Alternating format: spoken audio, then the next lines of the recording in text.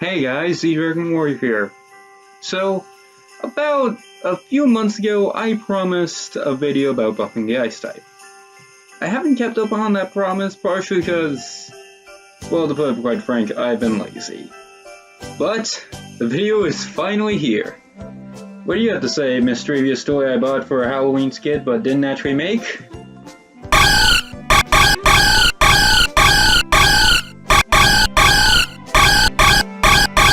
Shut up. Okay, so the buffing series is typically about buffing Pokemon through stat changes, ability changes, and move pool changes. But, because I'm talking about a type in this video, I can't really do that. I don't really want to talk about Pokemon stats in this video, as there are ice types I want to make future videos about.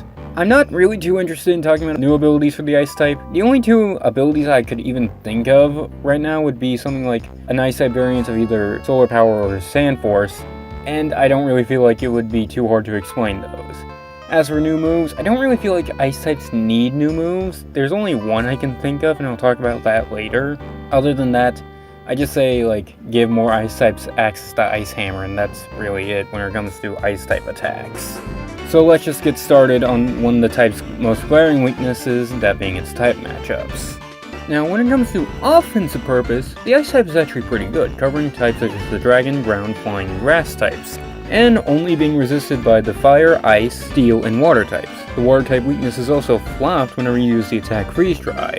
This covers a lot of really commonly played Pokemon, and with Freeze Dry you can turn what would normally be a normally effective hit into a quad effective hit. But we're not talking about the good aspects of the ice type right now. We're talking about the negatives, which sets in its resistances. Ice only resists itself. I don't even know what to say to that. That's just really bad. Along with that, it's also weak to the common types of the fire, fighting, rock, and the ever more commonly used offensively steel type.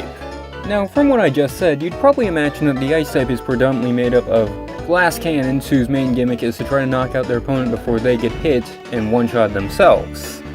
Well, we got two of those, and one of those is kind of debatable. No, for most of their stats, most ice types are either built to be tanky attackers or just straight walls. Maybe a mix between the two depending on the Pokemon. Don't get me wrong, Pokemon like Hoister, Vandalux, and Beartic can definitely become sweepers utilizing either moves or abilities, but that's not what their natural stats say. Their natural stats clearly lean more towards bulky attackers or just walls. And that's the general issue with the ice type, is that whenever you have a type that only resists itself, and most of the Pokemon made up in it are meant to be bulky, that's kind of a big issue, especially for a Pokemon like, say, Abomasnow, a grass ice type who doesn't really gain from any of the positives of the ice type and only really comes across with the negatives. Defensively anyway. Offensively, it's actually really good coverage. How I would go about with this would be giving the ice type more resistances. Although Game Freak doesn't commonly make type changes in between generations unless they're introducing a new type, I do feel like it is a necessary change that might require balancing issues to just make a type a bit more viable. But the types I would make ice resist now would be water, ground, and flying. Although I've never understood why people think that ice should be good against water, they're the same elements, just one is the solid and the other is the liquid form. I do think that's kind of weird that water resists ice, but ice doesn't resist water. That just confuses me. I don't really have a good reason for why I should resist ground, but I do feel like it could make the type that's kinda hard to counteract at least a bit easier to come across. Having Pokemon that quad resist ground is generally just a good thing. Flying is kind of the same logic as to why rock and steel types resist flying, not much else to it. Adding on these resistances definitely benefits a lot of Pokemon, especially something like, say, Amoris. Amoris goes from having about 6 weaknesses to having about 3. While yes, 2 of those weaknesses are still quad weaknesses, it's still much better to have 3 weaknesses than 5. There are also Pokemon like Aggron who also carries 2 quad weaknesses and it's still a pretty good Pokemon, so why not? Sure, you still have your common weaknesses, but now you also resist some common types. It's generally just a good balancing mechanism. Along that, I also don't think that the ice type's weaknesses should be removed. They all make sense in my opinion, and I feel like it would kind of break the ice type a bit if you gave them these resistances and removed some of their weaknesses. Other ways to improve ice types would probably be making their move pools a bit better, like maybe introducing an ice type variant of Hypnosis that always freezes, giving Pokemon like Beartick access to Ice Hammer, maybe making something like Frostbreath the move tutor, replacing like Covenant, because who uses Covenant? It's just normal type Thief. Who uses this? But, and this one is very important, please give more ice types access to water type moves that aren't Water Pulse. I don't understand why almost every water type has access to ice type moves, yet very few non-water type ice types have access to water type moves. 0 non-water type ice types get Waterfall, and 2 get Surf.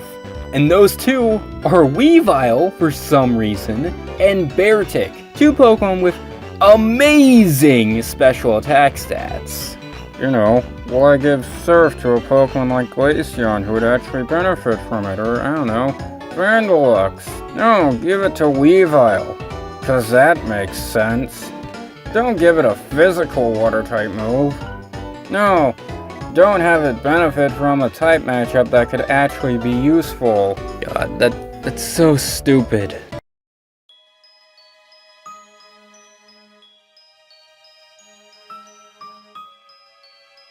But we can't talk about the ice type without talking about their major gimmick, that being hail. Hail is the worst weather. Like, I don't even think that's debatable. Many people will agree hail is terrible. Partially because it's only benefiting one type, and its only benefit is Blizzard. And, like, Slosh Rush. Because, let's be honest, no one uses Snow Veil because a lot of Smogon players don't like accuracy boosting. Hey there, me and Post. There are 2 things I want to bring up with what I just said. Firstly, I keep calling Snowcloak Snow Veil. That's just gonna continue on for this video.